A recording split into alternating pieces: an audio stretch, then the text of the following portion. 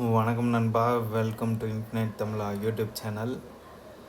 இன்றைக்கி நம்ம வந்து ஃபினான்ஸ் கண்டென்ட்டில் வந்து ஸ்டாக் மார்க்கெட் பற்றி பார்க்க போகிறோம். ஸோ இது வந்து நம்மளோட ஐபேடில் யூஸ் பண்ணுறது ஆப்.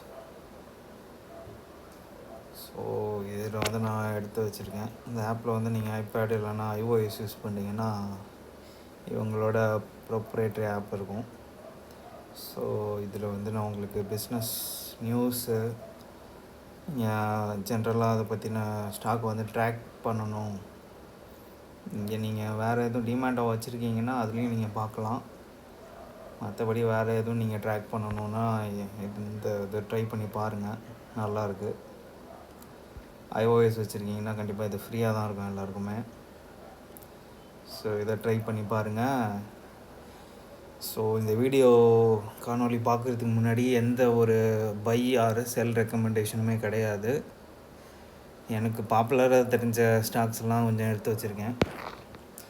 மற்றபடி இது எந்த விதமான பை ஆர் செல் ரெக்கமெண்டேஷனும் கிடையாது.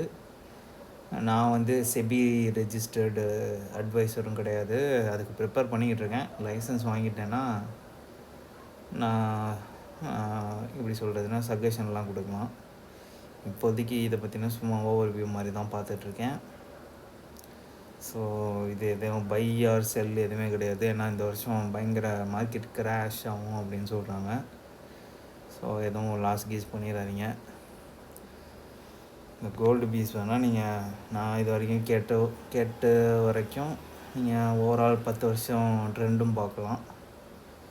பெருசாக கோவிட் டைம் கூட அந்தளவுக்கு கிராஷ் ஆகலை. ஸோ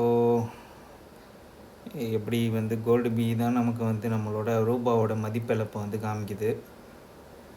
5 ரூபாய்க்கு விற்ற இட்லி 10 ரூபா ஆச்சு, இப்போ 15 ரூபா ஆயிடுச்சு. ஸோ பயங்கரமாக ரூபாவோட மதிப்பு இழப்பு வந்து பயங்கரமாக இருக்குது. இதில் இப்போ அந்த வார் நடக்கிறதுனால ரொம்பவுமே பயங்கரமாக இருக்குது. ஸோ நீங்கள் இது வரைக்கும் நீங்கள் இன்வெஸ்ட் பண்ணது இல்லைன்னா கோல்டு பீஸில் வந்து நீங்கள் கன்சிடர் பண்ணுறதுக்கு ட்ரை பண்ணலாம்.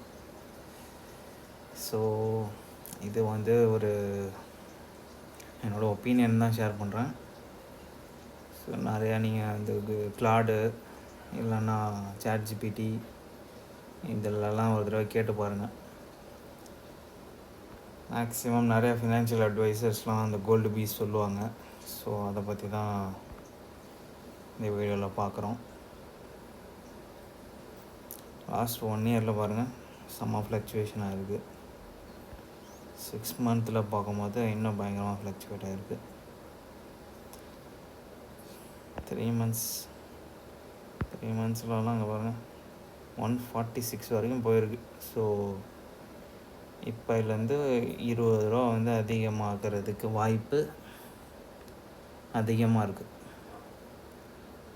ஸோ நான் ஒரு டைம் 50க்கெலாம் வாங்கியிருக்கேன். 1-2 தான் வாங்குவேன்.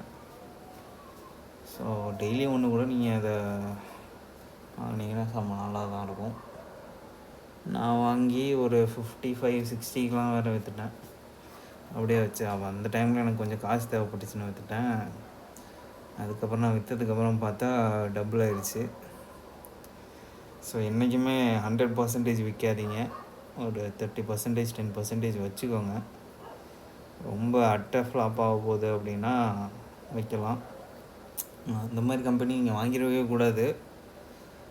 ஃப்ளாப் ஆகிற கம்பெனி ஃபண்டமெண்டல் அனலைசிஸ்லாம் ஓரளவுக்கு பார்த்துட்டு தான் நீங்கள் வாங்கணும்.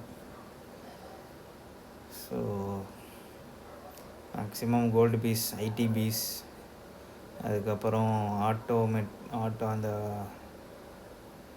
இது டாட்டா மோட்டார்ஸ், இந்த மாதிரி மோட்டார் ரிலேட்டடு இருக்கிறதெல்லாம் ஆட்டோ பீஸில் வரும்னு நினைக்கிறேன். ஸோ அந்த மாதிரி இதெல்லாம் இடிஎஃப்ஸ்ன்னு சொல்லுவாங்க. இதெல்லாம் நீங்கள் பார்க்கலாம்.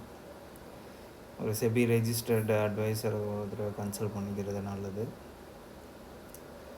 இது வரைக்கும் நீங்கள் யாரும் கன்சல்ட் பண்ணியிருக்கீங்கன்னா அவங்க எவ்வளோ சர்வீஸ் பண்ணுறாங்க அப்படின்னு கேட்டு பாருங்கள். ஸோ இதுதான் கோல்டு பீஸ் பற்றின காணொளி.